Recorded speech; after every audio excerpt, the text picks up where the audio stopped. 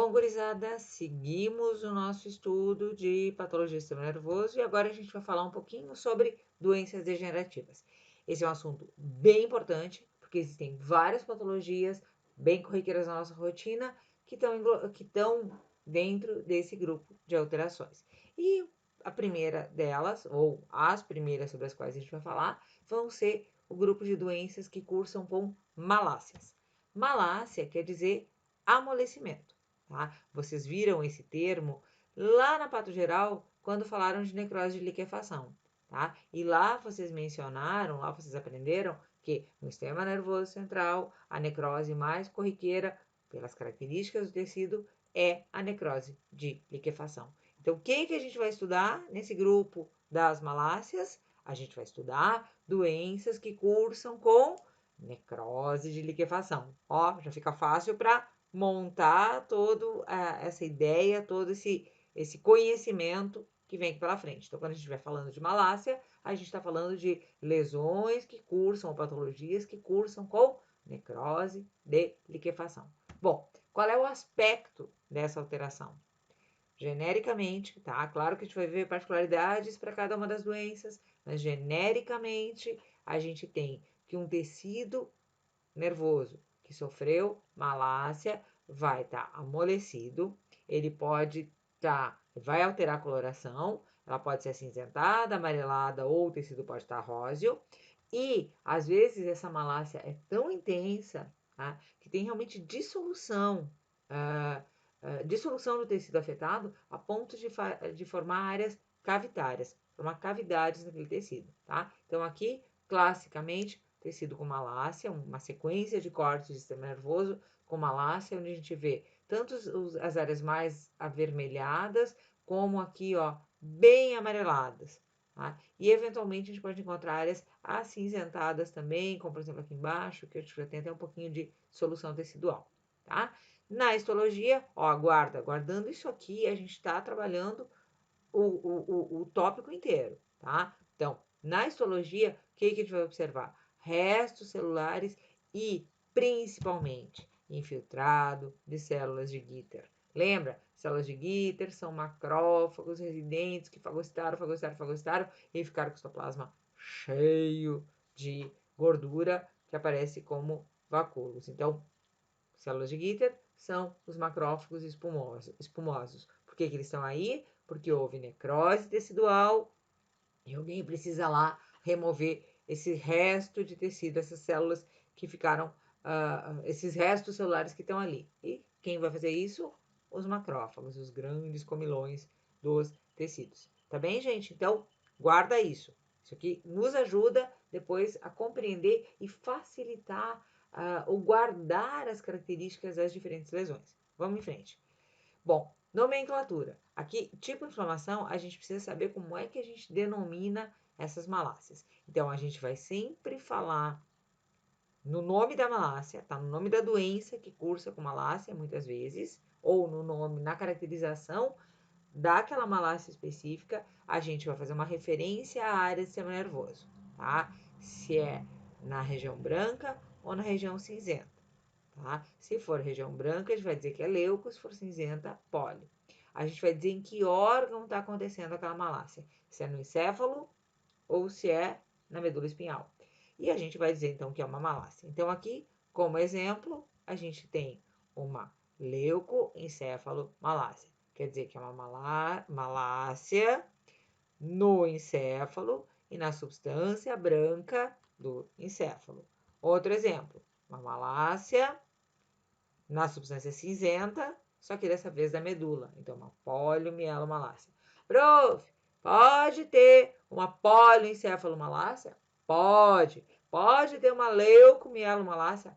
Pode. Então, o que a gente está fazendo? Com esses termos, a gente está designando a área do tecido nervoso mais afetada, se branca ou cinzenta, branca, leuco, polio-cinzenta, e o órgão ou a região anatômica do sistema nervoso que está sendo mais afetada, tá? Então, pode ter poliencefalomalácia e poliomieloma-malácia na mesma doença?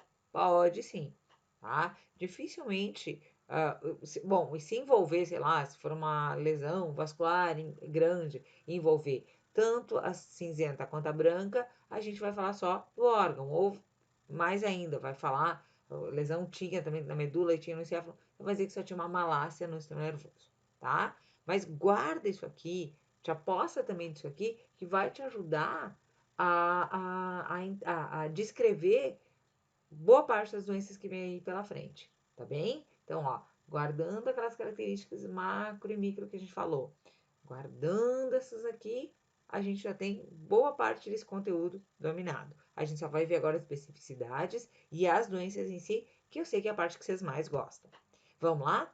Vamos falar então desse conjunto de alterações, tá? Então, são, na verdade, uma morfologia com várias causas. Isso às vezes é um pouquinho chato para vocês compreenderem, tá? Mas então a gente tem quadros de polioencefalomalácia em carnívoros, em ruminantes, tá? E essa polioencefalomalácia, tanto nos carnívoros como nos ruminantes, pode ter etiologias diferentes. Isso é muito importante compreender, tá? A gente vai conversando mais sobre isso no transcorrer das explicações. Bom, a gente vai começar a falar da poliencefalomalácia dos ruminantes. Até algum tempo atrás, ela era entendida como somente, ou como uma alteração decorrente praticamente só da deficiência de tiamina. Mais tarde, a gente foi entender, ou com o transcorrer dos estudos, hoje a gente entende que existem diferentes causas para essa mesma alteração. Então, continua se chamando de poliencefalomalácia dos ruminantes, mas a gente precisa caracterizar por qual etiologia, qual a causa dessa poliencefalomalácia. Vocês já sabem onde é que nós vamos encontrar lesão, né? E que tipo de lesão a gente vai encontrar. Vai exercitando isso. Bom, como causas, então, de poliencefalomalácia dos ruminantes, a gente tem um quadro que chama de síndrome de privação hídrica ou intoxicação por sal, tá? É um quadro bem característico. Ele acontece em indivíduos, aí vão lá, principalmente ruminantes, que têm acesso somente a águas salobas, tá? Aquelas águas que têm alta concentração de minerais, e aí se fala também com pH, água com muito mineral e com pH ácido, tá? Tem estudos que mostram alguma relação entre essas duas variáveis, tá? Ou então muito sal, né? Aqueles suprimentos minerais que são dados em coxo para ruminantes, especialmente para bovinos, com falta de água, tá? Existe uma outra condição, vamos fugir um pouquinho dos ruminantes, eu só vou fazer um parêntese. Existe uma outra condição que é muito característica em suínos e que fala da síndrome da privação hídrica ou intoxicação por sal indireta, que é realmente o animal ele fica sem água por muito tempo, e quando ele tem acesso à água, ele desenvolve um quadro de poliencefalomalácia. Mas essa indireta é mais comum dos suínos. Então vamos focar aqui nos ruminantes. Nos ruminantes acontece isso que se chama de intoxicação por sal direta ou síndrome de privação hídrica, que é quando o animal realmente ingere uma quantidade muito grande de sal. Isso leva a um desequilíbrio hidroeletrolítico no encéfalo, e acaba se tendo edema no tecido, um edema discreto no tecido e malácia, tá? Nesses quadros de síndrome de privação hídrica ou intoxicação por sal, se fala também em manguitos perivasculares de eosinófilos. Então, nesse quadro aqui, para nos ajudar a diagnosticar essa doença, na histologia, além dos restos celulares, além das células de Gitter, a gente também vai encontrar manguitos perivasculares de eosinófilos, mais visíveis lá nos suínos, tá? Mas aqui a gente está falando dos ruminantes. Intoxicações por chumbo, tá? E aí falam mais que são questões acidentais, o animal teve acesso a uma bateria, a líquido de bateria, áreas de metais pesados, mas isso é bem mais raro. Infecção por herpes vírus, tá? A gente vai ver lá quando falar das encefalites virais, tá? A gente vai falar com mais detalhe dessa infecção por herpes vírus, mas já fica registrado que na infecção por herpes vírus, tipo 5, vai existir polioencefalomalácia, tá? É típico da infecção por esse vírus, dessa lesão viral, que ocorra polioencefalomalácia, tá? Que ocorra necrose da substância cinzenta do encéfalo, tá? Especialmente regiões corticais.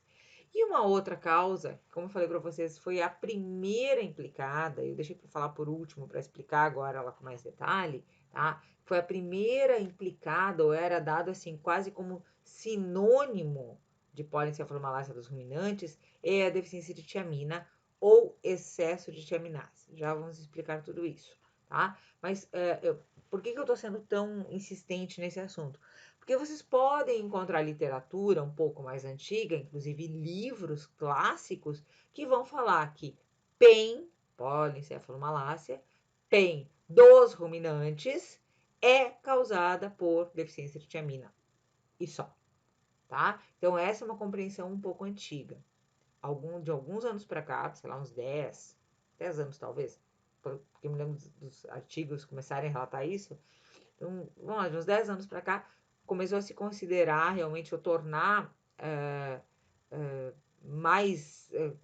dar mais consistência para esse diagnóstico aqui, entendendo que poliencefalomalácia é uma alteração morfológica com diferentes etiologias. Eu li essa definição num artigo agora quando estava revisando a aula para vocês e achei sensacional. Poliencefalomalácia é uma condição morfológica com diferentes etiologias. Guarda isso. Bom, vamos falar então um pouquinho de uma dessas etiologias agora, que é a deficiência por tiamina, tá? Então, o que que a gente tem?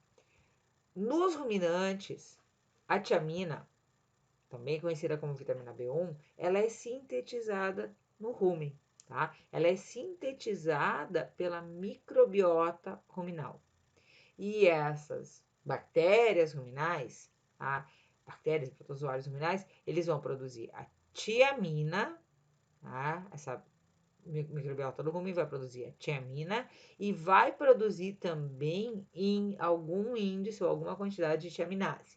Sempre tiamina numa condição normal, tiamina em maior quantidade do que tiaminase, tá? E aí o indivíduo está em equilíbrio e ele vai ter a quantidade necessária de vitamina B1 para manter a funcionalidade dos seus neurônios, tá? A vitamina B1 ela tem uma importância muito grande no equilíbrio energético dos neurônios. Tá? Na ausência de vitamina B1, o neurônio morre por falta de pela incapacidade de metabolizar e de produzir energia para sua própria sobrevivência. Tá? Tem vários mecanismos, a gente não precisa entrar agora nas rotas bioquímicas disso, mas vários artigos, inclusive alguns que estão no aula, que falam de forma simples, de forma tranquila, um pouquinho sobre isso. Vale a pena ir lá e ler isso, tá? Então, no normal, nos ruminantes, a microbiota do rumen produz a tiamina e produz tiaminase em condições de equilíbrio, sempre com excesso de tiamina e uma quantidade de tiaminase para eliminar essa sobra de tiamina. Em condições, ou em algumas situações, por exemplo, quando por algum desequilíbrio, uma troca muito brusca de alimentação, por exemplo, predominam os bacilos tiaminolíticos, lembra? Na microbiota do rumen vão predominar esses bacilos tiaminolíticos, ou quando a alimentação for muito rica em concentrado, que também vai prover um desequilíbrio nessas nas populações de bactérias e protozoários do rumen, tá? Ingestão de rizomas, aquelas raizinhas, os brotinhos e raizinhas do Pteridium sp, agora tem outros nomes. O Pteridium sp é uma samambaia samambaia que cresce no chão, tá? E é muito comum na região norte do estado, fronteira com Santa Catarina e Santa Catarina inteira. A gente vai falar mais sobre essa planta, vocês vão falar bastante sobre ela no sistema digestório e no sistema urinário. Ela causa tumor digestório e tumor na bexiga, tá? Alguns coccidiostáticos que são similares de tiaminase, tá? Então, eles têm ação similar à tiaminase, como esse amprólio, então, medicamentos para coccídios, e também em situações de ingestão excessiva de enxofre, que pode ser em pastagem ou pode ser acidental também, tá? Bom, nesses casos, quando ocorre isso aqui, o que a gente vai ter? Opa, desculpa. O que a gente vai ter? A gente vai ter uma produção de tiamina menor do que a produção de tiaminase. Nesse caso, vai faltar tiamina, obviamente. E o ruminante que está passando por essa condição vai desenvolver polioencefalomalácia por deficiência de vitamina B1. Certo, gente? Ficou claro? Bom, resultado, agora, independente da causa, tá? Independente se foi lá, infecção por herpes vírus ou se foi deficiência de tiamina, a característica da lesão é essa necrose de liquefação na substância cinzenta, muito perceptível no córtex cerebral. Percebe aqui, ó, tá vendo? Olha aqui, um córtex mais paranormal e um córtex, então, dissolvido, tá? Olha aqui, ó, com uma área cavitária, aqui mais avermelhado, às vezes mais acinzentado, aqui bem avermelhado, tá? Já com uma área hemorrágica. E essa é a característica, então, esse tecido dissolvido, tá? Se a gente pegar cérebro fresco, tá? E colocar sob luz ultravioleta, a gente vai ver a fluorescência dessa área de necrose. Então, um testezinho fácil para fazer, olha aqui, ó. Aqui é córtex cerebral, mas não tá fluorescente. Aqui é córtex cerebral fluorescente, ou seja, essa região do córtex tem necrose, necrose de... tem malácia, desculpa, tem malácia, tem necrose de liquefação, tá? Então, aqui, aumentando, né, o nosso olhar sobre isso, a área fluorescente. Então, cérebro fresco sob luz ultravioleta, tá? Então, um jeito de diagnosticar. E, eventualmente, existem até relatos de cronificação do processo, tá? Esse animal veio a desenvolver essa malácia, mas ele não chegou a virar óbito, adoeceu e não veio a óbito. Então, o que a gente vai ver é realmente uma dissolução e uma perda da substância cinzenta. E aí a meninge fica completamente aderida a essa área e a gente vê então uma espécie de, vamos falar, dá para dizer que é uma atrofia do córtex cerebral. E aqui lembrar que realmente a substância cinzenta ela é mais visível, ela é mais evidente no córtex, mas ela também ocorre em diferentes áreas, em diferentes focos ou núcleos e tratos dentro em outras áreas do encéfalo, tá? Então não é só na cortical onde a gente consegue ver ela com muita exuberância. Olha aqui, ó, aqui a gente tem várias áreas de substância cinzenta, aqui normal, tá? E aqui também, substância cinzenta necrótica, necrótica de liquefação, malácia. Microscopia, como a gente já falou, nessa doença, a gente vai ver na poliencefalomalácia dos ruminantes como um todo, tá? A gente vê o que a gente chama de necrose cortical laminar, tá? No início, a gente vai ver neurônios vermelhos, então, no córtex cerebral, a gente tem neurônios, 6 camadas de neurônios, 6 lâminas de neurônios com diferentes morfologias. Então, normalmente, o que a gente vê na poliencefalomalácia, independente da etiologia, é algumas dessas camadas de neurônios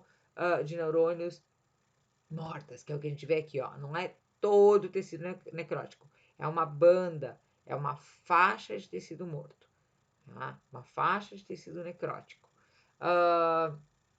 Por isso que chama necrose cortical laminar, parece uma lâmina, essa faixa. Bom, como eu falei, inicialmente a gente verifica neurônios vermelhos, né, que são aqueles neurônios individuais que morreram, e na sequência o tecido todo também vai morrendo. Lembra da suscetibilidade das células à falta de energia. Neurônios mais suscetíveis, seguidos pelos oligodendrócitos, depois pelos astrócitos, depois por células da micróglia e, por último, as células endoteliais ou células vasculares em geral. Tá? Então, claro que os neurônios morrem primeiro e depois vão morrendo as células da glia. Os neurônios vermelhos primeiro, depois a dissolução do tecido e infiltrado de células de Guiter. Tá? Completamos a lesão. Claro que, dependendo do agente etiológico, dependendo da etiologia, a gente vai buscar achados adicionais. Esse aqui é o achado clássico das não infecciosas, da policefalomalácia não causada por vírus, tá? Então, na deficiência de tiamina, na intoxicação por sal, na intoxicação por enxofre, a gente vai encontrar esse padrão aqui, tá? Malácia, necrose, liquefação, restos celulares e infiltrações inflamatórias. Lembra que eu falei na intoxicação por sal, a gente ainda pode encontrar manguitos perivasculares de eosinófilos, tá? Depois, na viral, a gente vai completar lá na aula sobre doenças virais. Bom, sobre ruminantes era isso, mas a gente precisa também conversar sobre a deficiência de tiamina, que vai causar polencefalomalácia nos carnívoros domésticos, tá? Especialmente nos felinos. Bom, diferente dos ruminantes, que sintetizam a sua própria tiamina, os carnívoros domésticos precisam receber tiamina na dieta. Eles precisam receber as suas doses e quase que doses diárias de tiamina. Isso é outra coisa importante que vale para os ruminantes também. A vitamina B1, ela não é estocável, ela precisa ser constantemente sintetizada nos ruminantes ou recebida, ingerida pelos carnívoros domésticos. E ela, no caso dos carnívoros domésticos, ela provém da dieta, tá? Então, eu queria na verdade tirar isso aqui tudo. Então, começa que se pode ter um quadro de deficiência de tiamina, que vai cursar com policefalomalácia, se a dieta for deficiente. Aí alguns autores falam em dieta muito rica em carboidratos. Mas a maioria dos autores fala que essa é uma condição relativamente rara, tá? Então, é relativamente raro acontecer polencefalomalácia em caninos e em felinos por essa condição. Talvez ela aconteça mais até nos caninos do que nos felinos. Essas informações não são bem consistentes ainda, tá? O mecanismo deles também não é totalmente esclarecido. Mas vamos lá. O que mais acontece? O que mais acontece é excesso de tiaminase na dieta de felinos. E quando isso acontece? Quando os felinos recebem peixe cru, tá? Então, por isso, essa imagem bem emblemática aqui. Então, se os felinos recebem uma alimentação muito rica em peixe cru, não cozido, tá? Ele poderá sofrer policefalomalácia, ele poderá vir a desenvolver policefalomalácia por excesso de tiaminase. A tiaminase está presente no peixe cru e ela é inativada no cozimento do peixe, tá? Então, peixe cozido, sem problema. Peixe cru, que é o problema.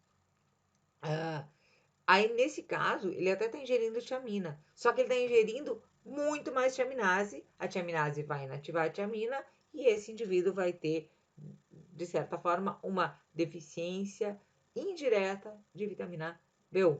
Tá bem, gente? Guarda isso. Eu lembro que até uns anos atrás a gente falava sobre isso, ou quando eu comecei a dar aula aqui, vai lá, faz 20 muitos anos, quase 30, a gente até lia isso no livro e mencionava e dava um risada e dizia, nem fala isso para os alunos, é bobagem, isso não acontece. e na nossa virada, na nossa inserção cada vez maior dos felinos no nosso cotidiano, isso sim já é uma realidade que os clínicos reportam com bastante frequência. Eu até estava vendo uma publicação dessa semana do Felvet, tá? Do grupo muito legal que tem aqui na faculdade, com o pessoal da clínica, Felvet, procura no Instagram, e eles estavam justamente falando alimentos que fazem mal para felinos. Peixes crus, tá? Dá uma espiada no Instagram, foi postagem, acho que de terça ou quarta-feira, tá? Então já é uma realidade, já é uma rotina, né? Especialmente dependendo de algumas dietas que são preconizadas para os animais que falam em alimentos mais crus. Mas cuida, peixe não, tá bem? Porque ocorre então inativação da tiamina pelo excesso de tiaminase. Feito? Bom, a lesão, no caso dos carnívoros domésticos, especialmente nesse caso dos felinos, as lesões vão acontecer principalmente no tronco encefálico, tá? E cerebelo, tá? Substância cinzenta do cerebelo, tá? Da base do cerebelo, da porção mais basal do cerebelo, e na medula oblonga, no óbix, nessa região mais de tronco encefálico. Lembra, nos ruminantes era mais em córtex cerebral. Aqui, nos felinos domésticos, nos carnívoros domésticos, é mais em tronco cerebral e um pouquinho de cerebelo, que a gente encontra as lesões de necrose, de liquefação no encéfalo, na substância cinzenta do encéfalo. Necrose, liquefação na substância cinzenta do encéfalo ou polencefalomalácia. Certo, gente? Guarda a localização. Vamos falar agora de uma outra doença, tá? Que, como o nome já diz, ocorre nos equinos. É a leucoencefalomalácia. O que a gente já sabe sobre essa doença? A gente já sabe que ela é uma necrose de liquefação na substância branca do encéfalo, tá? Então, uma necrose de liquefação na substância branca do encéfalo e que ocorre em equinos. Perfeito. A gente já sabe sobre isso, já sabe isso. Bom, ela é causada por toxinas de um fungo que chama Fusarium verticilioides. Ele era, até uns anos atrás, chamado de Fusarium moniliforme. Lembra que a gente já viu um fusário causando problema, que foi aquele fusário que produzia a zearalenona lá e causava hiperestrogenismo, especialmente em porcas. Lembra quando é que isso acontecia? Quando o fusário contaminava milho, ou seja, mofava milho. O fusário é um fungo, então ele causava mofo em milho. Bom, aqui com mais frequência o equino come milho. Então a gente pode até encontrar realmente, vai lá na propriedade, entender o que está acontecendo e encontra no coxo o milho mofado. Mas também pode ser que esse milho mofado faça parte de ração, tá? Então animais arraçoados também podem vir a desenvolver essa lesão. Quando isso acontece com mais frequência, acontece principalmente no inverno. A nossa ocorrência aqui é de julho até setembro, né? Os casos que ocorrem com mais frequência na nossa região, porque é justamente quando falta comida no campo, aí o pessoal arraçoa, tá? Ou dá milho, suplementa com milho. E também no inverno, com temperaturas, se eu não me engano, abaixo de 15 graus, que esse fungo cresce desenvolve com mais intensidade, tá? Então, cuidado, presta atenção nisso. Especialmente animais, a doença vai ocorrer em animais que estão sendo arraçoados ou comendo milho mesmo, e esse milho, então, mofado.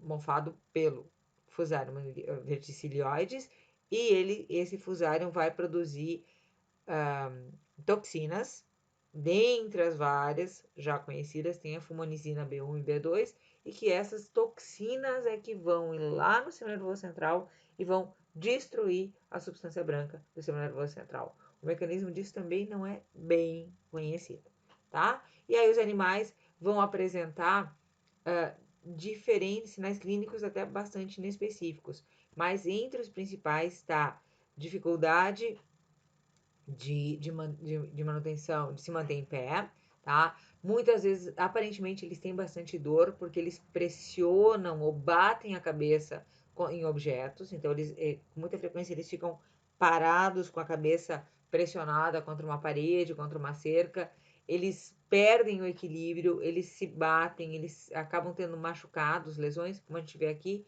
em função dessa perda de equilíbrio também.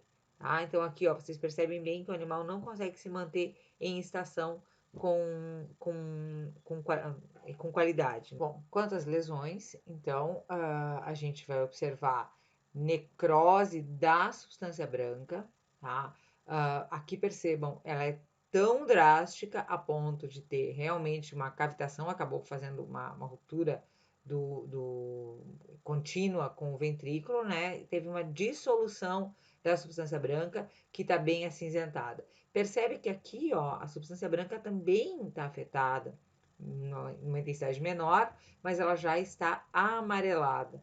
Aqui também, ó, substância branca amarelada. Então, claro que essa lesão ela é mais visível nessas grandes áreas de substância branca dos hemisférios cerebrais, mas elas também podem acontecer em áreas como essa, onde tem, por exemplo, cápsula interna, cápsula externa, tá? Então, nessas áreas também a gente pode encontrar focos de malácia, certo? Aqui, olhando de pertinho, então, uma área já bem dissolvida, e aqui áreas mais amareladas, e aqui rósea, tá? Então, esse aqui é cérebro já fixado. E aqui uma sequência, né, um corte seriado do encéfalo de um equino. Eu ganhei essas fotos do colega Mauro Soares, tá? Aqui da instituição mesmo. E aqui, e a gente, assim, ó, na verdade, a gente tem tido ano a ano cada vez menos casos desses, porque realmente os proprietários e os veterinários a campo já sabem muito bem diagnosticar esse processo. Tá? Então, percebam aqui nos cortes seriados do encéfalo, onde a gente já começa a encontrar a lesão de malácia. Percebam que aqui a malácia é bem mais basal, tá? Não tão. Claro que a gente encontra alguma coisa no córtex, mas aqui tinha muita malácia basal, que é aquilo que eu falei para vocês, naquelas áreas de substância branca, na porção mais. Naqueles tratos de substância branca em outras áreas que não os hemisférios cerebrais.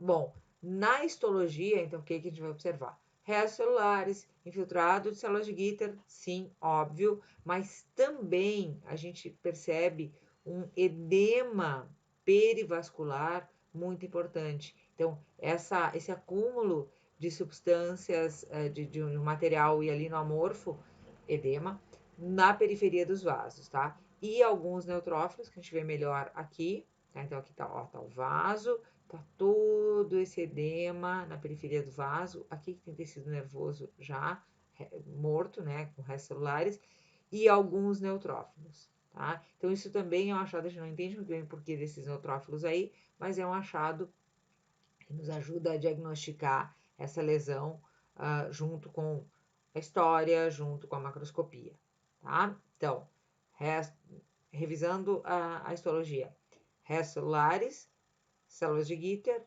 e edema perivascular com presença de neutrófilos perivasculares também. Tá bem, gente?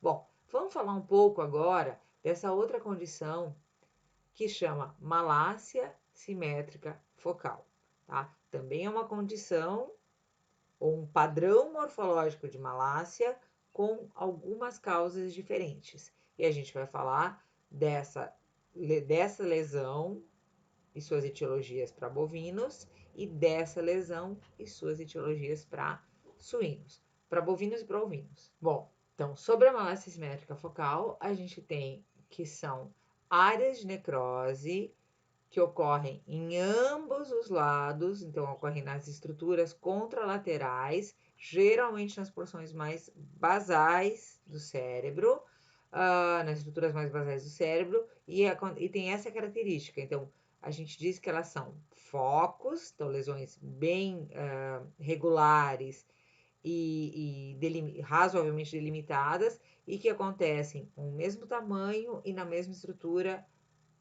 em ambos os lados do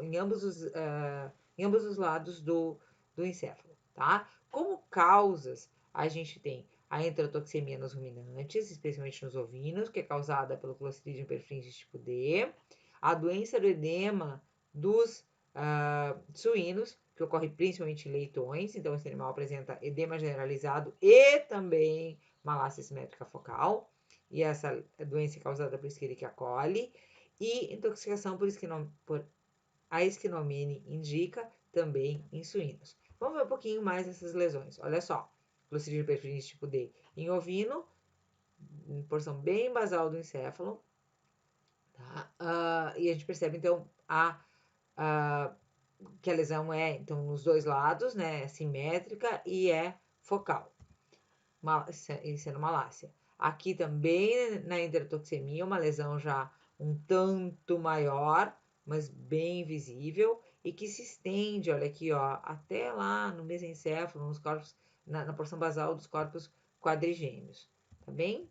E a gente vê, inclusive, olha aqui numa submacro, a região necrótica, e aqui a histologia, como era da gente esperar, vai se caracterizar pela presença de restos celulares intenso infiltrado de macrófagos espumosos, também conhecidos como células de Guibert.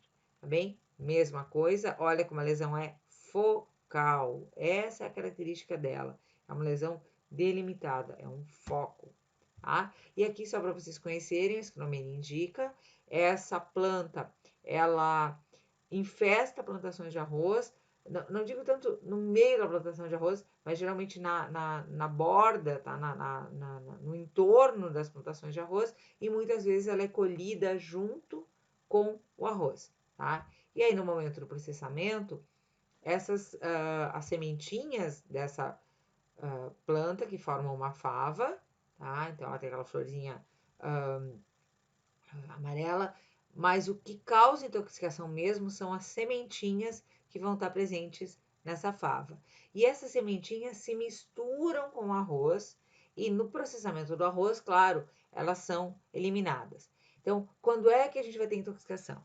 A gente vai ter intoxicação quando os suínos ingerirem esse subproduto da produção do arroz. Tá? É muito corriqueiro que produtores, especialmente não, quando a produção não é tão tecnificada, esses que não usam tanto ração, eles compram quirela de arroz, esse produto, né, esse resto da indústria do arroz, e eles vão então alimentar os seus suínos com esse subproduto, e essa quirela está contaminada com as sementinhas do Esquinomene indica. Tá? Então, olha aqui, ó, o restinho do arroz quebrado, várias sujidades e dentre elas uma concentração bem grande das sementinhas do Esquinomene. Bom, resumindo então, a gente vai lembrar que malácias, elas vão ocorrer com dissolução do tecido nervoso, que vai aparecer para a gente como um amolecimento da área, alteração na coloração e às vezes até lesões cavitárias. E que o que é característico de todas as malácias, independente da etiologia, é a presença de restos celulares e células de Guiter. Claro que para cada etiologia a gente vai guardar alguns determinantes morfológicos que vão permitir que a gente faça a caracterização daquela doença na isto propriamente dito. Tá? Dessa forma, a gente encerra a nossa conversa sobre malácias. A gente ainda não parou de falar de doenças degenerativas. A gente vai continuar esse assunto na próxima aula, tá bom? Nos vemos então falando sobre as demais doenças degenerativas, certo? Aguardo vocês lá.